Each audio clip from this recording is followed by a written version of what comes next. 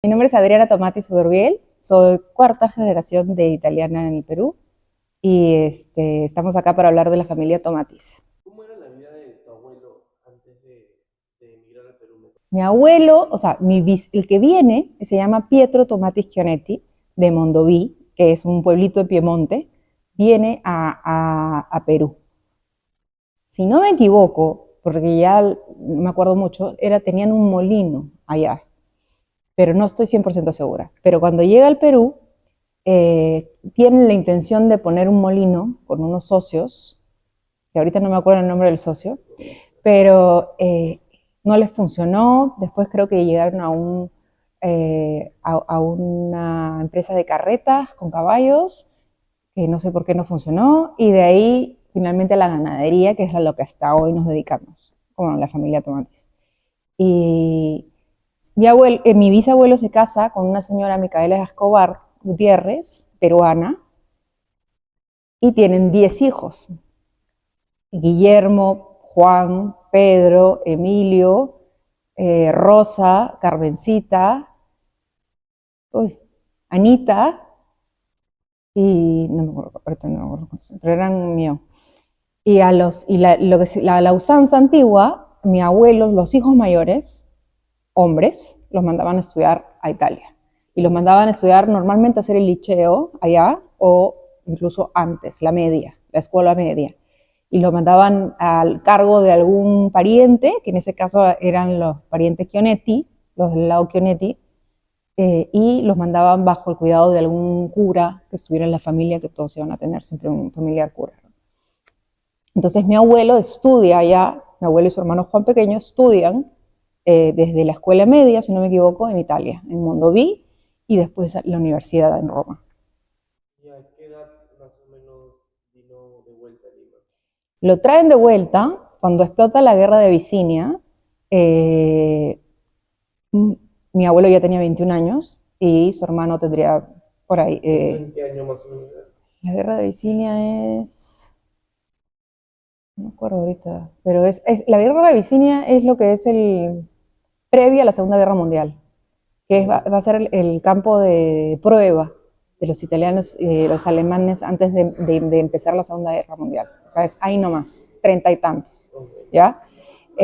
Cuando empieza la Guerra de Abisinia, empiezan a reclutar a todos estos jóvenes, y mi bisabuelo, con vara y haciendo lo que no pensaba hacer, no sé cómo hace, la cosa es que les cambia de apellido a mi tío y a mi abuelo y los trae de vuelta. Y la anécdota es que tanto era así que no los dejaban venir, que se tuvieron que subir, el barco ya había zarpado, y ellos en una bolichera con los papeles firmados, y llegaron y se subieron encima del barco. Y ahí se regresaron a Lima para no regresar nunca más, porque después ya explota la Segunda Guerra Mundial. ¿Y de qué ciudad exacta provienen los tomates? Se dice que de Mondovì. Mondovì, también hay muchos tomates en Cuneo, esto está muy cerca, una entre la otra. Es una ciudad piemontesa, al norte de Italia, y casi colindante con los Pirineos, o sea, franceses, ¿no?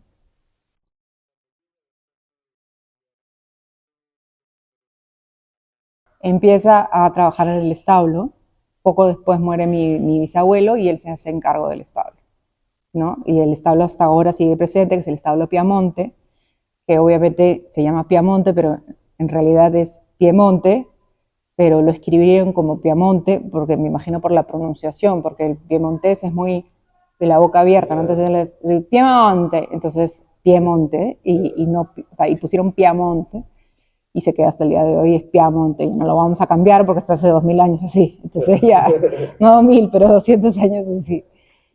A la hora que llegó, tuvo un choque cultural, una Bueno, obviamente le costó muchísimo, porque llega a hacerse hombre en Italia, y acá no debe ser casualidad que se casa con una italiana, ¿no? Buscando a alguien que le entienda probablemente, ¿no? Entonces conoce a Memo, que es el hermano de mi abuela, los presentan, mucho típico es que paran entre ellos, entre migrantes, como pasa siempre, y le presenta a una italiana, que era mi abuela, nacida en Italia, que había venido muy jovencita, y se casa con ella.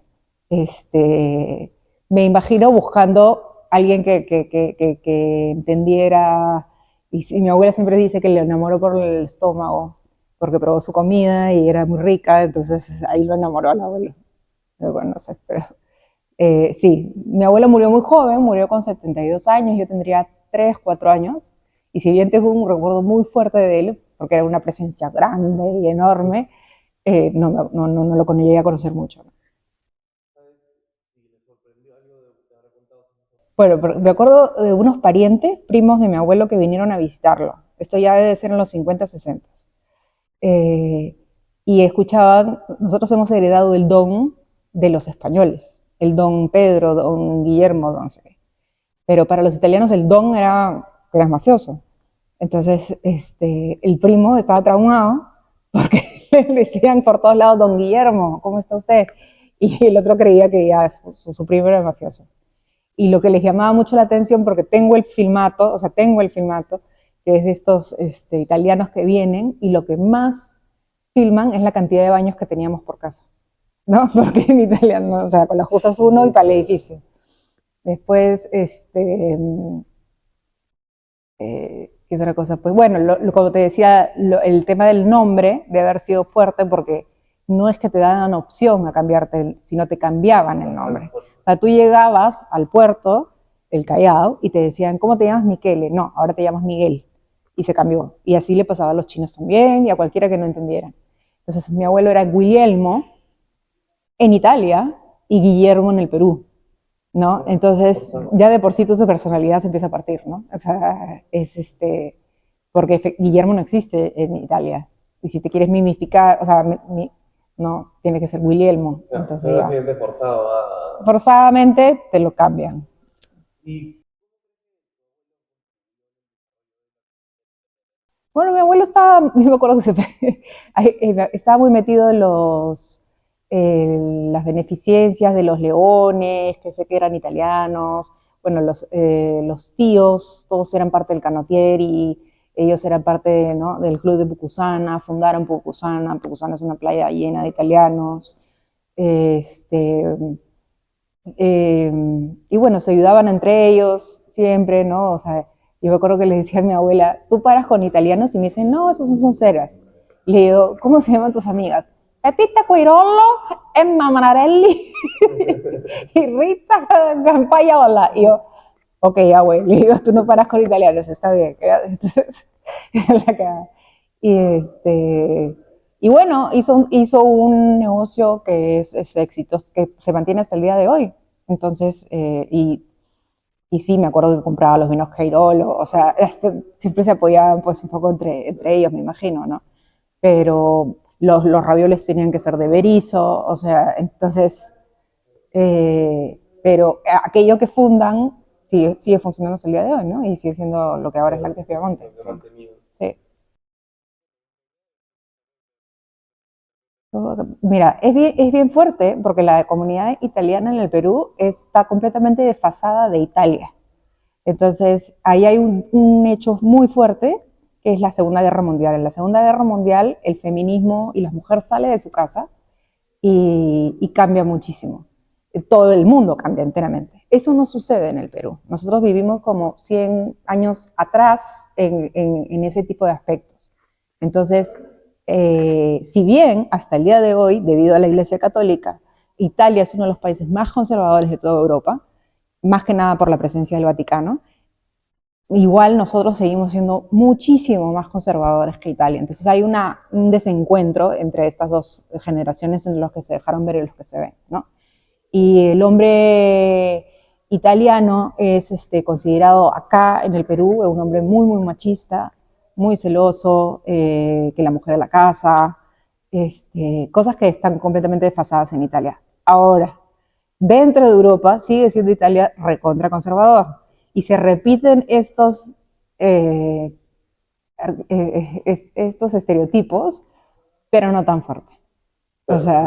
sea, pero sí, o sea, se repiten, pero no tan fuerte. Por ejemplo, se ven muy marcados en gente del sur, gente de provincia, pero no gente de las grandes ciudades. Entonces, ahí hay un choque cultural, ¿no? O sea, definitivamente. La comida. La comida definitivamente. O sea, yo hasta ahora tengo recuerdos de mi abuela. Para eso, o sea, mi historia es, mi madre es argentina y mi padre es hijo de italianos. Entonces, yo no probé una comida criolla hasta que tenía 13, creo. Entonces, sí, porque conseguimos, mi mamá trajo de Piura una cocinera que hasta ahora la recuerdo, lo rico que cocinaba, pero yo antes no había probado un seco, nada, porque en mi casa se comía o argentino o italiano. Carne pasta. Oh, sí, o sea, ya está. Y me acuerdo hasta ahora la mesa gigante de hecho, la obra de arte que hice representando la mesa del comedor era que todo giraba en torno a la tabla, o sea, la tábola, porque era la mesa de los ravioles, toda la mesa gigante, gigante, gigante, gigante, enharinada, y los ravioles ahí haciéndose, ¿no? Y mi abuela ahí haciendo el tuco gigante para el pranzo de la doménica, o sea, que si no ibas te mataban, tenías que ir, o sea, solamente con cita del doctor podías no ir, ¿no? Eso mientras estaba vivo mi abuelo. Y se comía primo piatto la pasta y segundo plato la ensalada y la carne. Y cuando yo iba a la casa de amiguitas decía, pero ¿dónde está el segundo? Porque me traían del tallarín y eso era todo. Y yo era, ¿dónde está el segundo? No entendía nada. Yo no llevo el segundo plato. Claro, no, pero yo era chiquita y me traían el tallarín y decía, bueno, ahorita llega lo siguiente, el segundo. Y no, nunca llegó. Entonces era como, y me quedaba así. Bueno, se come muy bien, también se comía muy bien en la casa de mi abuela. Mi abuela cocinaba de maravilla. Y mi abuelo era exigente con la comida hasta más no poder, mi padre es igual, y todos somos igual, hemos mantenido las recetas de la abuela, que de hecho en la pandemia, como estábamos todos encerrados y no sabíamos qué hacer entre las primas, empezamos a recuperar las recetas de la abuela, y empezamos, ya por supuesto muchas de mis primas, unas están en Estados Unidos, otras están en Toronto, otras están en Alemania, y así de todos los países empezamos a hacer la torta pascualina, el tuco de la abuela, los ravioles, la melanzana en la parmigiana, o sea, le sacamos las recetas, pero había que proseguir a mi abuela para sacarle las recetas, porque no te las daba. No, y te decía un poquito de esto, un poquito del otro, un poquito de todo, pero nunca te las daba, entonces, ya. Y escarbando hasta que salga, ¿no? Entonces, cuando la empiezo a hacer, le digo, papi, está rico, te vas a acordar de la abuela, y me dice, ¿qué le falta? Y me dice, falta que lo hagas todas las semanas. Y yo, ya. Y es, claro, costumbrero. Pero siempre es como, ¿cómo llegamos al sabor de la abuela? ¿No? Que es un sabor al que no vas a llegar, porque está tan acá que ya... por ejemplo, algo importante es en la mesa de italiana en la mesa había vino y en la mesa había pan. O sea, eso es raro para los peruanos. En la mesa no hay pan, no hay un cestino de pan. O sea, a mi abuela tú no comías, no le ponías ese cestino enfrente y era como, ¿dónde está el pan? Tráiganme el pan, ¿no? Pero acá no, te ponen arroz, te ponen papa, pero no hay el pancito.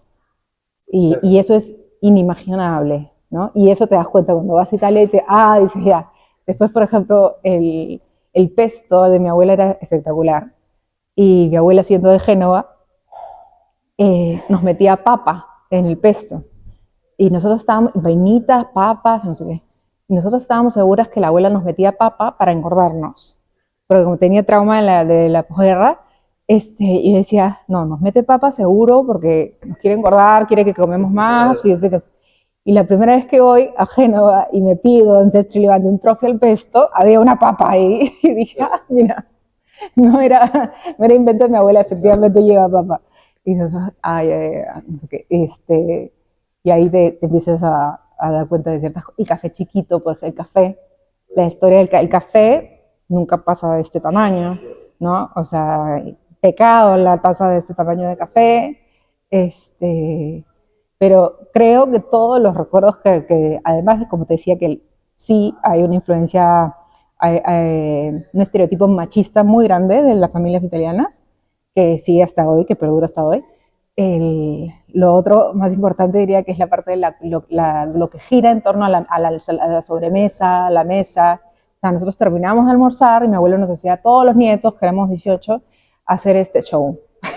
O sea, y hacer show y había tocar guitarra o lo que fuera. Pero todo como que gira en torno, o sea, mis recuerdos giran en torno sentados alrededor de la mesa de comida, ¿no? Entonces, y sí, creo que son esos detalles son los que te marcan y te regresan ahí siempre. ¿Qué costumbres italianas son las más marcadas en tu familia? Café chiquito, eso definitivamente. A pesar de que lo rompemos en las épocas de cuando has tenido universidad o lo que sea, de mi vida así, pero la taza de café pequeña, la búsqueda del café perfecto, Las navidades, ¿qué tal? las navidades, sí, las navidades nos reunimos, por ejemplo, esa es una fecha bien bonita, o sea, por ejemplo, eso me parece importante, el sentido de familia, eso es muy italiano, o sea, mi familia de parte de mamá no la tiene, pero esto de estar todo el día juntos así, de celebrar la Navidad y somos 200 personas y no alcanza la comida y tiene que sobrar la comida y no sé qué. Hasta el día de hoy nos juntamos, todos los 24 nos juntamos juntos y el 25 también. Entonces, y tienen que ir todos. Entonces, esa idea de estar todos y de juntarnos una vez, por ejemplo, antes que muriera mi abuela, todos los domingos estábamos en la casa de mi abuela, todos los domingos. Y un amigo danés, que lo llevo porque estaba acá, me dice, esta es tu misa. O sea, porque me pregunto, ¿ustedes van a misa? Y le digo, no. Y me dice, esta es tu misa, cuando lo llevé, ¿no? Porque vio, nosotros todos los domingos, o sea, sagrado, o sea, podíamos no ir a misa, pero no ir a la casa de la abuela en la tarde y te verte con tu familia todos los fines de semana era imposible, ¿no? Y el que no venía recibía, o sea, ¿cómo es posible que no hayas venido? ¿Y por qué no me ves? Entonces, esa reunión de la familia unida, de que estamos todos juntos, de que uno se mete encima del otro, y que te jode, y la tía viene, y no sé qué, eso también creo que es muy italiano. Sí, de todas De maneras. todas maneras, sí. Desde que mi abuelita murió, ya todo eso, o sea, igual, no, igual vamos a ver a mi tía Cata, que es, digamos, la citela, por no es que me parece una palabra fea, pero digamos la citela de la familia, y vamos a su casa todavía los domingos, por ejemplo, el domingo estuve con ella y almorzamos pasta hecha por Esther, que Esther ya es la tercera generación de cocineras ahí, pero que por supuesto aprendió a hacer el tuco al costado de mi abuela, y y se come, y el pan está ahí, y está el vino también, y son como con imágenes, ¿no? Porque antes, o sea, sí. Y por ejemplo, después mi abuela tenía, ¿conoces a Grimpex que importan? Ya, Grimpex existe desde el año, no sé qué año, pero 1 millón. Y mi abuela siempre iba ahí a comprar su funghi porcini. Y los italianos son bien pegados a sus cosas, y son así, o sea, hasta el día de hoy. Y de ir y querer el aceite de oliva de acá, no sé qué, y son así. Y cuando yo viví en Italia, todos los meses les llegaba de sus mamás, sobre todo a mis amigos, les decía el Paco d'Aglù. Y el Paco d'Aglù es una caja con el aceite, la mozzarella, la salsa de tomate hecha por la abuela, que hace para toda la familia, que a los hijos que están en Milán estudiando les mandan, ¿no? Entonces era, ¡ay, arriba tu Paco d'Aglù! Y todos a tragar, ¿no? O sea, y decía, Dios mío. Y claro, y por eso tienen ese apego que es muy emocional a su cocina, ¿no? Entonces ya, Y para ti, por ejemplo, ¿cuál es tu comida favorita italiana? tenía que ser la de mi abuela, el tuco de mi abuela, El tuco de tu definitivamente. abuela. Sí, definitivamente. ¿Y peruana tienes alguna? Peruana es riquísima la comida, obviamente me encanta el lomo saltado, la causa, todo, me parece espectacular. Bueno, me has contado un poco cómo, digamos, la cultura italiana ha impactado en tu familia, pero sientes que de algún modo la peruana también ha impactado en... Yo soy una mezcla de todo, como te digo. Tengo una madre argentina, pero que vive acá hace 50 años, entonces se siente peruana. Tengo argentinos, los argentinos también son de todas partes menos de Argentina, entonces mi abuelo era migrante francés, su madre era migrante española, o sea que la mezcla es lo que nos define, pero sí, la cultura peruana te diría en la parte que es mucho más, eh, no, te diría que bien poco, creo que de la cultura peruana. Porque, por ejemplo, expresiones criollas, o sea, de canciones criollas, canciones obviamente sí. O sea, por ejemplo, mi abuela me decía, yo le hacía cantar canciones en italiano y no se lo sabía. Ella se sabía los tangos, porque es que eso escuchaba acá, ¿no? Entonces, le compré un librito de tangos y los cantábamos juntas. Eh, pero diría que ha habido un esfuerzo sobrenatural por mantener las costumbres italianas en un país que daba la contra, como el Perú, ¿no? Sí. Y te diría que casi todos los inmigrantes, porque también teníamos personajes gallegos en la familia, ¿no? Tengo un tío gallego que se casó con una hermana de mi abuelo y lo fastidiaban, pero hasta más no poder.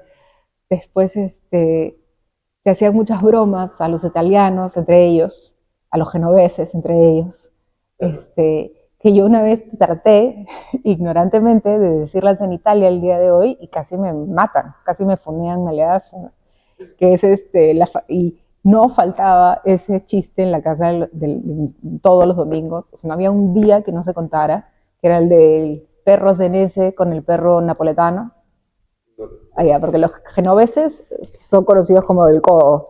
Y yo pensé que cuando, eso me llamó la atención, cuando llegué a Italia, este es un genovés, que es tacaño, pues, ¿no? Amante del codo. Y yo pensé que lo decíamos nosotros en el Perú. Y cuando llegué a Italia, no. En Italia también se les conoce como a los genoveses como tacaños. Entonces, hay un chiste que lo decían por lo menos 5 veces cada domingo de mi vida, de mi infancia, lo han dicho como entre mi tío Tulio, mi abuelo y todos los tíos decían, habían 2 perros, un perro con un hueso y se peleaban por un hueso. Entonces, el más furbo, que es el napolitano, lo coge primero y se queda con el hueso. Y el genovés escucha. Él le dice, ¿tú de dónde eres? Y el otro dice, yo soy napoletano. Y él se cae el hueso. Y ¡jum! Lo coge el perro genovés. Y al perro genovés le pregunta, y entonces el otro, el napolitano, le quiere hacer lo mismo y le dice, ¿tú de dónde eres? Y yo soy senese. Pero ese chiste, que además que yo lo tengo, a mis amigos fuera de Genovés, fuera de Génova, no lo entienden. O sea, es un chiste muy genovés. O sea, y como Italia está tan regionalizada, o sea, el que está fuera de Génova no sabe que en Genese se hace referimiento a este chiste, porque además el genovés en sí tiene mucho de la S. Habla mucho de la S. Chiappe, por ejemplo, chiappe es chiappe, ¿ya? Entonces cambia un poco, es muy así. Entonces sí se dice que no abren mucho la boca, efectivamente, cuando se hablaba genovés. Entonces, pero está tan regionalizado la Italia que no, el que esté fuera de Génova no conoce ese chiste, nada. Después tenía chistes de la Segunda Guerra Mundial, de italianos, que también muy bruta. Se me ocurrió repetirlos en Italia y casi me matan, que eran mis tíos peruanos fastidiando a mi abuelo y a mi tío Tulio en la Segunda Guerra Mundial, ¿no? Que era, ¿cuál es el libro más pequeño de la Segunda Guerra Mundial? Héroes italianos de la Segunda Guerra Mundial. Y mi abuelo, o si no, después era otro chiste, pero que era estupidísimo, más graciosísimo. Que había un submarino italiano que bajó y salía todos los años. Es finita la guerra. Y le decían, no. Entonces se volvía a meter. Es finita la guerra. No, otra vez. Y era, claro, una mecha, pero tú allá vas y se te ocurre hacer una broma que no es nada serio porque es como que tocas carne, porque todas tienen un abuelo muerto en la Segunda Guerra Mundial, entonces tú no puedes, o sea, no es broma, ¿no? O sea, ahí sí tienes que tener cuidado. Te caes totalmente. ¿En tu familia suelen consumir el vino italiano? Sí, bastante. De hecho, la familia de mi abuela, los Chiappe en La Baña, eran vinicultores y producían vino. Acá llegaron y bueno, se juntaron con los otros hermanos Chiappe y se terminaron juntando en los negocios de los Chiappe, que ya eran otras cosas. Pero tengo una foto muy bonita que es de los hermanos Chiappe, mi abuela todavía no existía, chiquita, en la casa de La Baña, donde están los vinos que recogen, ¿no? Y como decía, siempre, de hecho, hace ya 3 años, mi padre ha empezado un concepto que es el vino Piamonte, que estamos en las hectáreas que nos sobraban en el establo Piamonte de Huacho, hemos empezado a sembrar vino. Mi papá forma parte del club del vino, o sea, el vino siempre ha sido parte de la mesa. Sí, siempre ha estado presente en la mesa. Y sí, siempre se ha preferido, lo que pasa es que es lo que llegaba también, porque en una época llegaban los más ricos argentinos, chilenos, o sea, era el vino que llegara. O sea, mi papá me cuenta que me decía los Lo que decía, llegaba con los queirolos, mi abuelo le daba una caja y mi abuela odiaba porque cada vez que se iba a recoger la caja de vino llegaba borracho y no le gustaba y yo no lo probaba hasta ahora el intipal casi, pero no el de esa época, que dicen que era malazo, pero era lo que había, supongo, no sé. Pero el vino sí siempre ha formado parte de la mesa. O sea, es imposible imaginarse la mesa sin la botella de vino en el medio y sin la copita de vino. Bueno, está muy sobrevalorado en el sentido que cuesta mucho más de lo que cuesta allá, ¿no? O sea, es que eso pasa con todo, pero es demasiado. O sea, ya es una locura. O sea, porque espacios, sitios que, no todos, porque cuando lo compras a través de proveedores, que de hecho ya hay varios, por ejemplo, uno que está en la Polentata, que le compramos 2 cajas de Chianti, ya ahí es otra cosa. Pero, está mejorando, obviamente, ¿no? Pero si te vas a Wong y quieres comprar un vino italiano, o sea, la diferencia y la calidad es de terror. O sea, mejor no, cómprate uno chileno, uno argentino, uno peruano, pero no te compres una cualquier cosa italiana. Sobre todo lo que yo digo es que los vinos italianos buenos no salen de Italia. O sea, ellos hacen, como Italia tiene ese tema además de empresa familiar y de empresa pequeña, los mejores vinos italianos no salen de Italia. O sea, esos están vendidos antes de hacerse. O sea, ellos tienen una producción máxima, porque tienen limitaciones del Estado y de los impuestos, tienen una producción máxima, ponte 1000 botellas al año, o te estoy diciendo un número acaso. Y esas ya están vendidas a los vecinos y a los restaurantes de agriturismo antes de que se empiecen y que salgan. Y esos son los mejores vinos que habrás probado en Italia. O sea, no las grandes casas que salen. O sea, el acceso a las cosas. O sea, el vino italiano yo creo que se ha empezado a popularizar con mayores accesos, con gente que ha empezado a traer, que ha hecho su propio negocio de ir y traer.